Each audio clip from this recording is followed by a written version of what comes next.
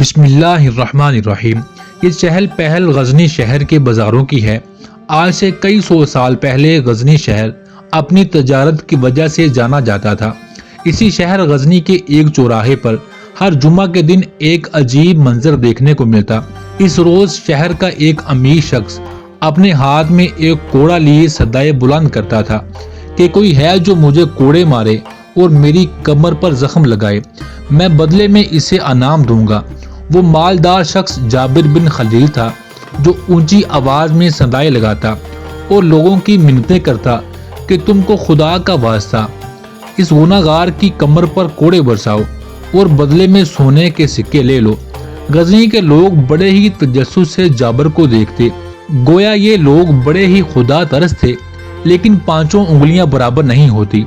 چنانچہ جابر کو کوئی نہ کوئی ایسا شخص مل ہی جاتا جو اس کی کمر کو زخمی کرتا اور بدلے میں اس کی دولت لے لیتا۔ غزنی کا سلطان بڑا ہی نیک دل اور خدا ترس انسان تھا۔ اس کی ہمیشہ سے یہ عادت تھی کہ بازاروں میں بیس بدل کر جاتا اور رعایا کے حالات معلوم کرتا۔ ایک روز اتفاق سے سلطان بیس بدل کر بازار میں گشت کر رہا تھا کہ اسے ایک جگہ لوگوں کا ہجوم لگا ہوا نظر آیا۔ جب اس نے قریب جا کر دیکھا تو سخت حیران ہوا کہ ایک آدمی پر بری طرح کوڑوں کی برسات کی جا رہی ہے اور اس کی کمر سے خون رس رہا ہے۔ سلطان نے اپنے مصاحب سے پوچھا کہ یہ آدمی کون ہے اور اسے کس جرم کی سزا مل رہی ہے۔ مصاحب بولا، جناب، نہ تو اس آدمی کو کسی جرم پر کوئی سزا سنائی گئی ہے اور نہ ہی مارنے والا کوئی جلاد ہے۔ اس آدمی کا نام جابر بن خلیل ہے اور یہ ہر جمعہ کے دن غزنی کے بازاروں میں صرف اس لیے آتا ہے کہ کوئی اس کی کمر پر کوڑے برسائے اور تب تک نہ رکے جب تک اس کی کمر سے خون نہ رسنے لگے۔ حضور، یہ آدمی نہ صرف کوڑے کھاتا ہے بلکہ مارنے والے کو اچھی خاصی رقم بھی دیتا ہے۔ سلطان نے مصاحب کی بات سنی تو بولا، اگر ایسی بات ہے تو آج اس آدمی کو یہاں سے جانے مت دینا، اسے میرے دربار میں حاضر کرنا۔ میں یہ جاننا چاہتا ہوں کہ آخر یہ شخص ہے کون اور یہ خود پر اتنا ظلم کیوں کرواتا ہے۔ اگلے روز جابر کو سلطان کے دربار میں حاضر کیا گیا۔ جابر اپنی زخم کمر کے ساتھ سلطان کے حضور پیش ہوا۔ سلطان نے جابر سے کہا کہ میں نے بازار میں اپنی آنکھوں سے تمہیں کوڑے کھاتے ہوئے دیکھا ہے۔ اب مجھے بتاؤ کہ تم اپنی کمر پر کوڑے کیوں کھاتے ہو اور اس کے عوض لوگوں کو رقم کیوں دیتے ہو؟ کہیں تم کوئی جادوگر تو نہیں؟ جابر بولا، حضور، میں آپ کے دربار میں زیادہ دیر کھڑا رہنے کا مستحق نہیں ہوں۔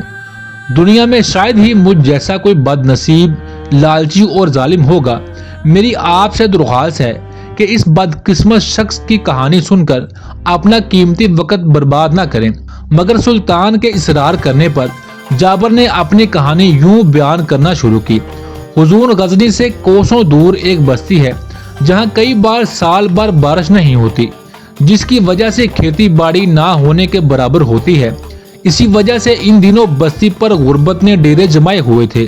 اس بستی میں ہر شخص غریب اور مفلس تھا، مگر صرف ایک شخص ایسا تھا جو نہایت امیر تھا۔ دولت کے انبار لگے تھے اور یوں لگتا تھا کہ اس شخص کو خدا نے اپنے خزانے دے کر چھوٹ دے رکھی ہے۔ حضور، وہ شخص انتہائی ظالم اور لالچی تھا، کبھی بھی کسی غریب کی دولت مارنے کا کوئی موقع اپنے ہاتھ سے جانے نہ دیتا۔ جب بھی کسی غریب پر کوئی آفت آتی تو اس شخص کو دلی سکون ملتا۔ سلطان کو تجسس ہوا اور پوچھنے لگا کہ تمہارے اس کوڑے کھانے سے اس شخص کا کیا تعلق ہے؟ جابر بولا، جناب، بڑا ہی گہرا تعلق ہے، کیونکہ وہی شخص ابھی آپ کے سامنے کھڑا اپنی کہانی بیان کر رہا ہے۔ میری ملکیت میں ایک بڑا پہاڑ تھا جس سے قیمتی پتھر نکلتے تھے۔ وہ پتھر خوبصورت عمارتیں بنانے کے کام آتے تھے۔ غزنی میں شاید ہی کوئی محل ایسا ہوگا کہ جس میں اس پہاڑ کا پتھر استعمال نہ ہوا ہو۔ یہاں تک کہ آپ کے اس دربار کے بنانے میں بھی اس پہاڑ کے پتھر کا استعمال کیا گیا ہے، جو اب بھی میری ملکیت میں ہے۔ میری بستی کے لگ بھگ تمام لوگ میرے پاس مزدوری کیا کرتے تھے۔ بستی کے لوگ مجبوراً اپنے خاندان کا پیٹ پالنے کے لیے مجھ جیسے ظالم شخص کو برداشت کرتے ہیں۔ میں نے مزدوروں کو اجرت دیتے وقت ایک خاص قسم کی شرط رکھی ہوئی تھی۔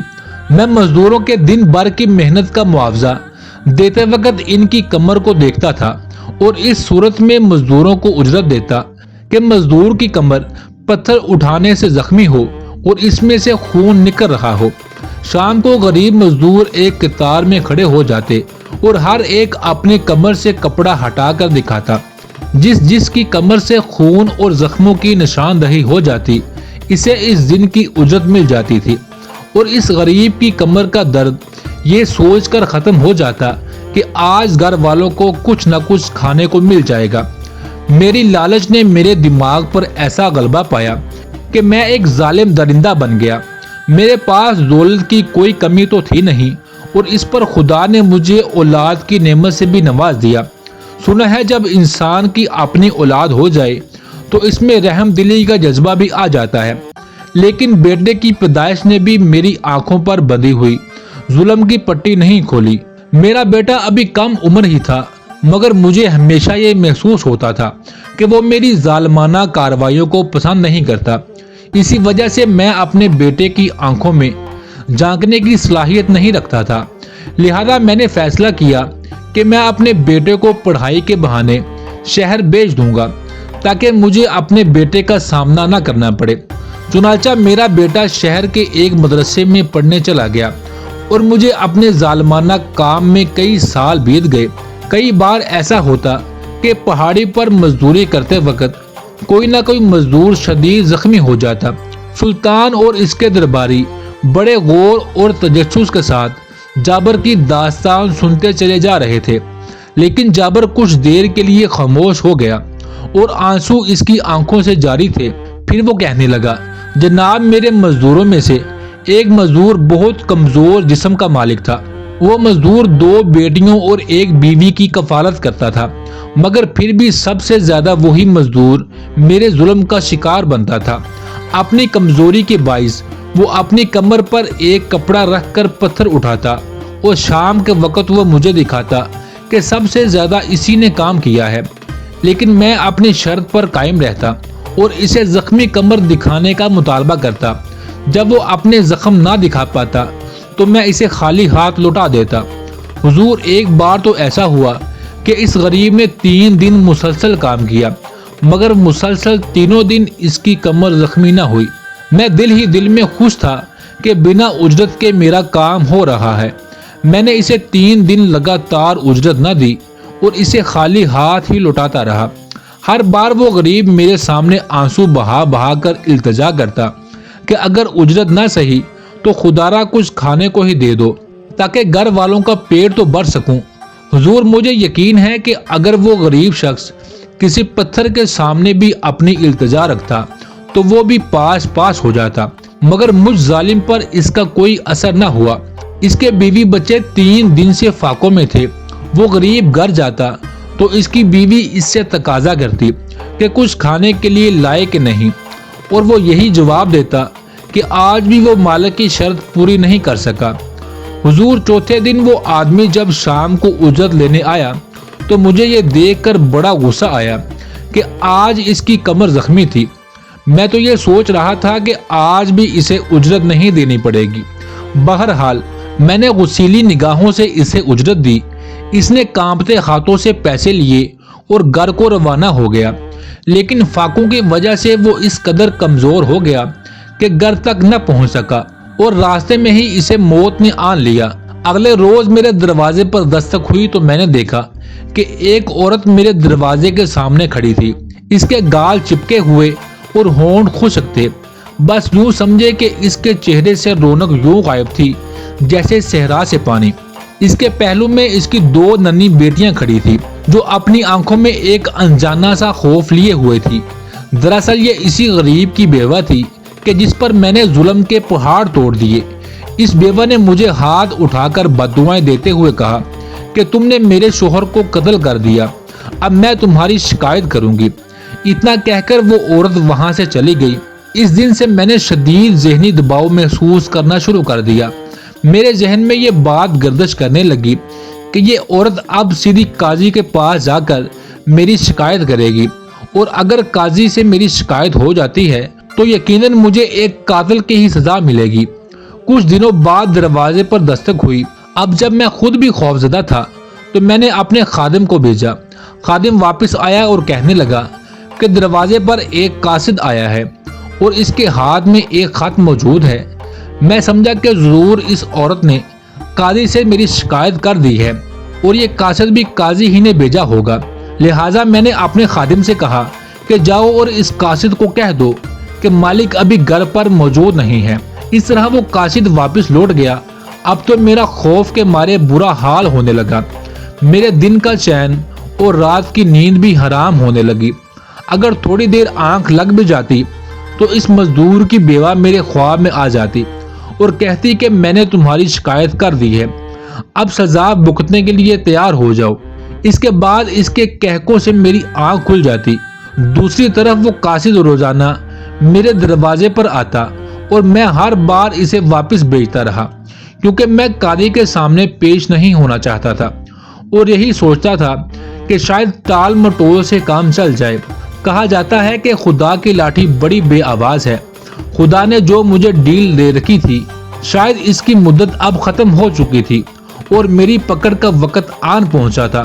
اس روز مجھ پر غم کا ایک ایسا پہاڑ ٹوٹا کہ جسے برداشت کرنے کی مجھ میں سکت نہ تھی۔ میرے بے انتہا ظلم کا بدلہ آج مجھے ملنے والا تھا۔ حضور، اس روز ایک بار پھر دروازے پر دستک ہوئی۔ میں پھر یہی سمجھا کہ قاضی کا قاصد آیا ہوگا، مگر میرے خادم نے آ کر بتایا کہ کوئی آدمی آیا ہے جو اپنے ساتھ ایک گھوڑا گاڑی لایا ہے۔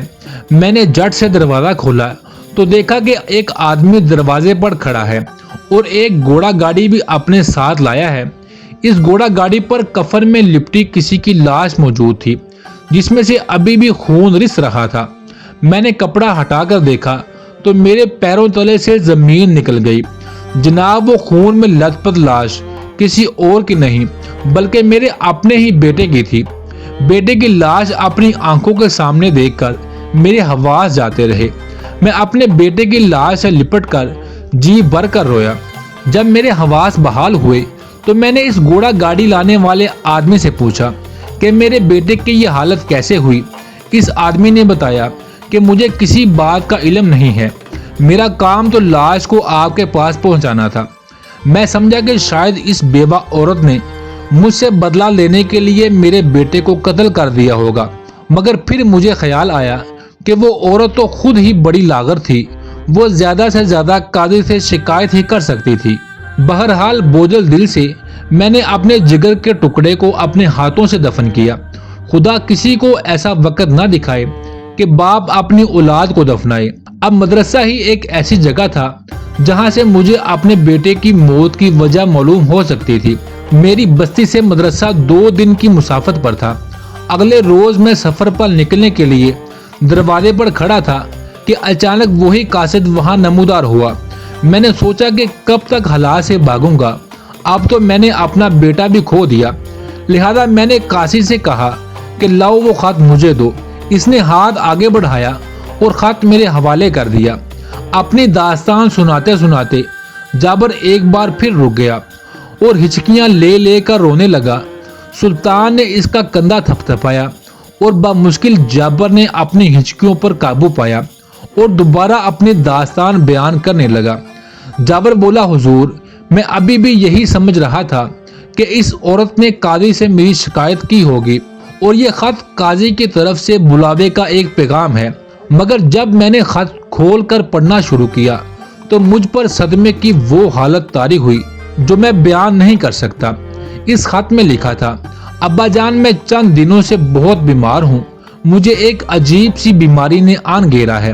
صبح کے وقت میری کمر پر خون سے بھرے پھوڑے نمودار ہوتے ہیں اور شام کو ان کے پھٹنے پر کمر سے خون رستا ہے۔ ابا جان، میں شدید تکلیف میں ہوں، میں آپ کے پاس آ کر اس بیماری کا علاج کروانا چاہتا ہوں، یا پھر آپ ایسا کریں کہ پہلی فرصت میں میرے پاس آ جائیں۔ میں امید کرتا ہوں کہ آپ کو یہ خط جلد از جلد مل جائے گا اور میرا یہ انتظار ختم ہو جائے گا۔ حضور، اب آپ کو معلوم ہو گیا ہوگا کہ دراصل وہ خط میرے بیٹے نے بھیجا تھا۔ وہ قاصد میرے اپنے بیٹے کا پیغام لے کر 10 دنوں تک میرے دروازے پر آتا رہا اور میں غافل یہی سمجھتا رہا کہ اس عورت نے میری قاضی سے شکایت کی ہے، مگر مجھے یقین ہے کہ اس مظلوم بیوہ نے دراصل قاضی سے نہیں بلکہ خدا سے میری شکایت کی تھی، جو سب سے بڑا انصاف کرنے والا ہے۔ میں غزنی کے قاضی سے تو بھاگ سکتا تھا، مگر اس خدا کی پکڑ سے کیسے بھاگتا جو پوری کائنات کا مالک ہے۔ اب مجھے اپنے گناہ ایک ایک کر کے یاد آنے لگے۔ اس غریب خاندان کی آہ نے میرا وہ حال کیا کہ مجھے اپنے بیٹے کا بھیجا ہوا خط بھی وقت پر پڑھنا نصیب نہ ہو سکا۔ حضور، وہ دن ہے اور آج کا دن میں غزنی کی گلیوں میں عبرت بن کر پھرتا ہوں۔ میں لالچ اور ظلم کے گڑھے میں گرا ہوا ایسا حیوان بن چکا تھا کہ دوسروں کی زخمی کمر دیکھ کر مجھے راحت اور چین نصیب ہوتا تھا۔ غریب اور کمزوروں کے جسم سے خون نکلتا دیکھ کر خوش ہونے والے مجھ جیسے ظالم کی آج یہ حالت ہے کہ جب تک میں اپنی کمر سے خون نکلتا نہ دیکھ لوں مجھے چین نصیب نہیں ہوتا۔ حضور، یہاں میری داستان ختم ہوتی ہے۔ اب آپ ہی بتائیں کہ کیا میں اس بات کا حقدار نہیں ہوں کہ سب کے سامنے بیچ چوراہے پر مجھے روزانہ کوڑے مار مار کر زخمی کیا جائے۔ جابر کی داستان مکمل ہونے پر دربار میں سناٹا چھایا ہوا تھا۔ کسی کا چہرہ آنسوؤں سے تر تھا تو کسی کا غصے سے لال۔ پھر سلطان نے جابر کو مخاطب کرتے ہوئے کہا، جابر، تمہاری داستان عبرت انگیز ہے۔ تم نے جو ظلم کیے اس کی سزا تمہیں مل چکی ہے۔ آخرت کا معاملہ تمہارا اور خدا کا ہے، لہذا تم خود پر ایسا ظلم کر کے مزید گناہ سمیٹ رہے ہو، کیونکہ خدا ہرگز نہیں چاہتا کہ انسان اپنی ہی جان پر ظلم کرے۔ اور تمہیں میرا مشورہ ہے کہ اپنی راحت اور سکون کی خاطر وہی دولت جس کی لالچ نے تمہیں آج اس مقام پر پہنچایا، اسی دولت کو غریبوں کی بلائی پر خرچ کرو۔ بے شک خدا بڑا مہربان ہے اور توبہ قبول کرنے والا ہے۔ اس کے بعد جابر نے سچے دل سے توبہ کی اور اپنا مال غریبوں میں تقسیم کرنا شروع کر دیا۔ اس کے بعد غزنی شہر کا کوئی بھی غریب جابر کی چوکھٹ سے خالی ہاتھ نہ جاتا اور باقی کی دولت جابر نے بیوہ اور اس کی 2 بیٹیوں کے حوالے کر دی۔ دوستو، یہ ویڈیو آپ کو کیسی لگی کمنٹس میں اپنی رائے کا اظہار ضرور کیجیے گا اور ہمارے چینل کو سبسکرائب ضرور کیجیے گا۔ ویڈیو دیکھنے کا بہت بہت شکریہ۔ ملتے ہیں نیکسٹ ویڈیو میں، تب تک کے لیے اللہ نگہبان۔